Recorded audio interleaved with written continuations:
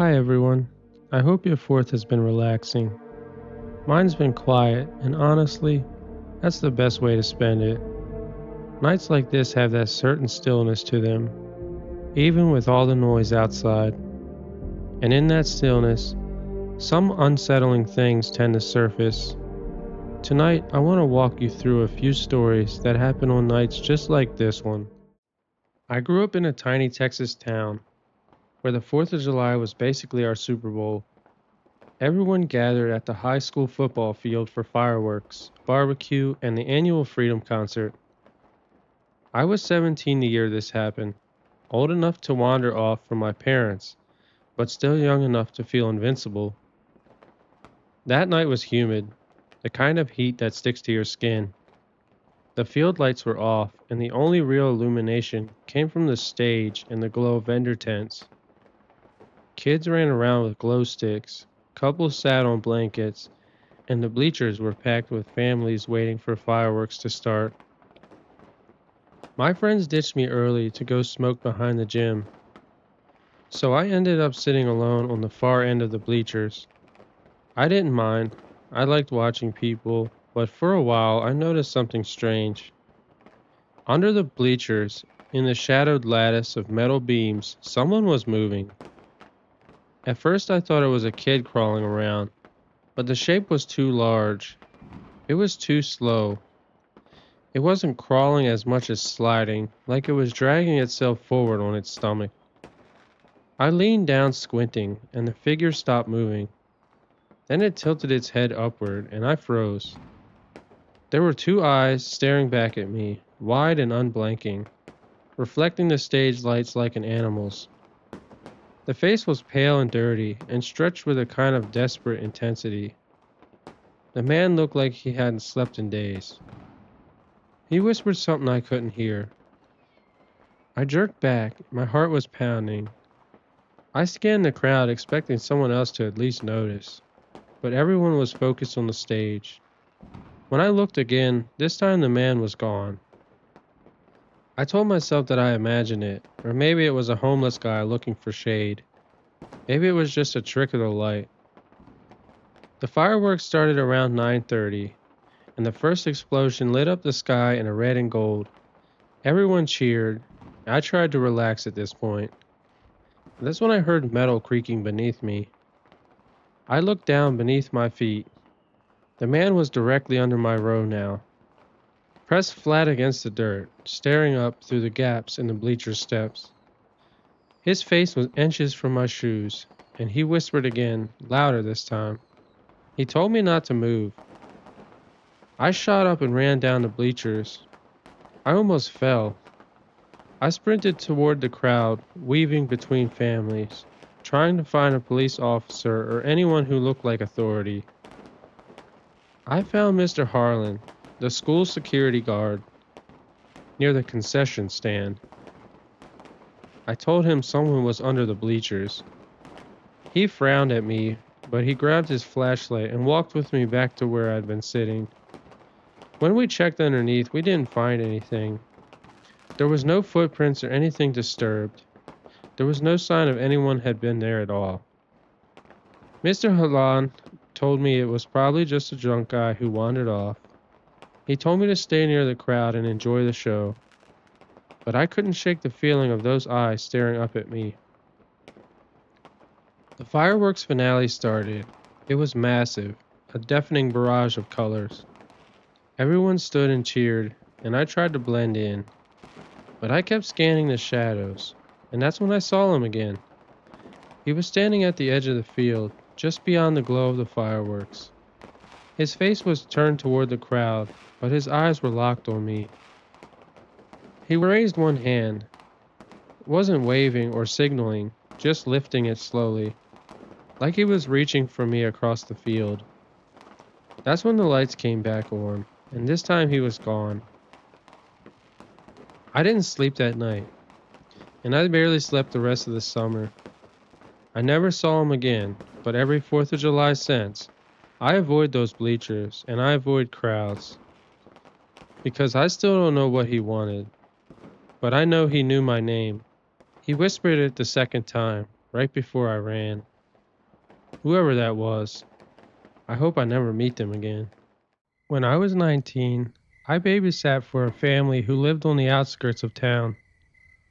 It was the kind of place where the nearest neighborhood was a quarter mile away. They paid well and their kids were easy, so I never really complained about anything. On the 4th of July, they asked me to watch their 8-year-old son, Mason, while they went to a lake party. They left around 6 p.m., promising they'd be home before midnight. The house sat on a hill overlooking the town. From the back porch, you could see the fireworks show perfectly. Mason and I were excited, so we made popcorn and sat outside waiting for the first boom. Around 9:15, the fireworks started. Mason and I cheered. He was waving his little flag, and I sat back in the lawn chair, enjoying the breeze. Then Mason said something that made my stomach drop. He told me that they were back, and I looked at him, and I asked him who was back. He pointed toward the tree line behind the house. The people who watched the fireworks from the woods. I thought he was joking, and I asked him, "What people are you talking about?" He shrugged. He told me they come every year. Mom tells me not to talk to them. A chill ran through me. I scanned the trees, but nothing moved. I asked him if he was sure, and he nodded at me. He told me they stand really still and they don't blink.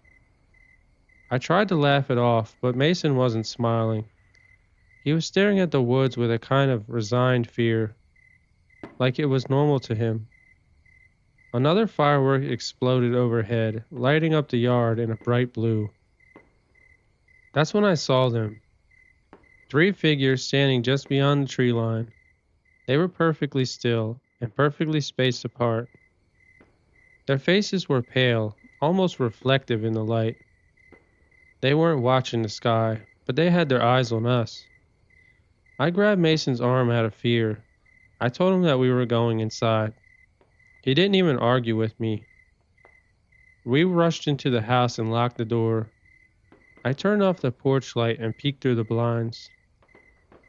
This time the figures were closer now. They were halfway across the yard. They moved only when the fireworks boomed, stepping forward in the split second of darkness between the bursts of light. It was like they were timing their movements to avoid being seen. Every time that we heard the boom, and then there was darkness after the fireworks faded, they were closer. I grabbed the phone and called Mason's parents, but they did not answer. I called 911 and the dispatcher said officers were on the way.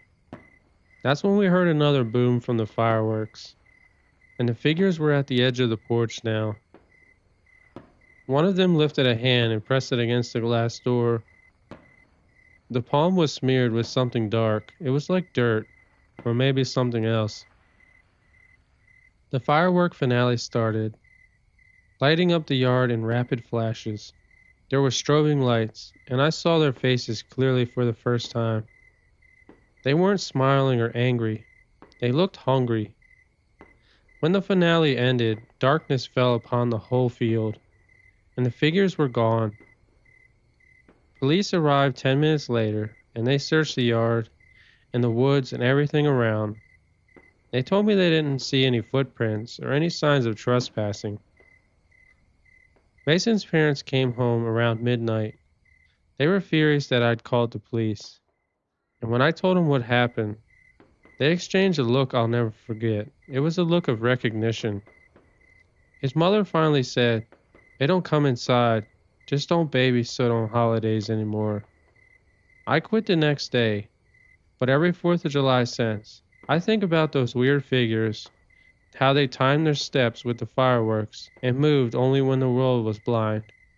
I wonder how long they've been watching that house, and why they only come out on the 4th of July.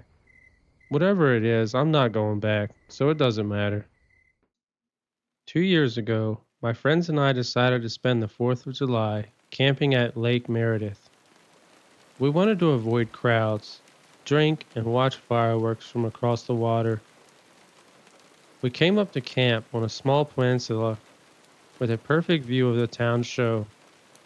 By sunset, we had a fire going and music playing. Everything felt perfect to us. Around 10 p.m., the fireworks started. We sat on our logs around the fire, watching the colors reflect off the lake. Then we heard something behind us. Not an animal or footsteps. It was breathing, slow and heavy breathing, coming from the darkness beyond the tree line. My friend Tyler turned around with his flashlight and said hello, and that's when the breathing stopped. We all froze because the woods were silent. Then the breathing started again, but it was closer this time. Tyler stood up, shining the light into the trees. He said if someone's out there, we don't want any trouble, but it followed with no response. But the breathing grew louder. I grabbed my phone, but we had no service. The fire crackled behind us, casting long shadows across the ground. Then the breathing stopped again. Tyler swept the flashlight across the trees, and that's when we saw him. There was this man standing between two pines. He was facing us. His clothes were filthy and torn, and his skin looked burned, like he had been in a fire. His eyes were wide and glassy, reflecting the flashlight beam. But he didn't move nor speak. He just breathed, these long, deep, rattling breaths that sounded almost painful. Tyler asked if the man needed help, and he stepped forward. It wasn't fast or threatening, but it was definitely deliberate. We backed up toward the fire, and the man stopped at the edge of the tree line. He was just staring at the flames. Then he said in a very rough voice, "Don't let it go out." We didn't move, and he pointed at the fire again, telling us not to let it go out. He begged. Then he turned and walked back into the woods, disappearing without another sound. We sat there in stunned silence, and nobody spoke for a full minute. Tyler finally told us that we need to leave, and we didn't hesitate. We packed everything up in record time, throwing gear into the truck. As we drove away, I looked back at the fire. It was dying down, and in the fading glow, I saw multiple figures standing at the edge of the trees. They weren't just men. There were 5 or 6 others, all burned and all silent. They were all watching the fire shrink. We didn't stop driving until we reached town, and we reported it to the sheriff. But he said the woods were empty when deputies checked. I don't know who those people were, and I don't know what happened to them, but I know one thing. Whatever they were, they needed that fire alive. And every 4th of July since, I light a bonfire in my backyard just in case I ever see them again.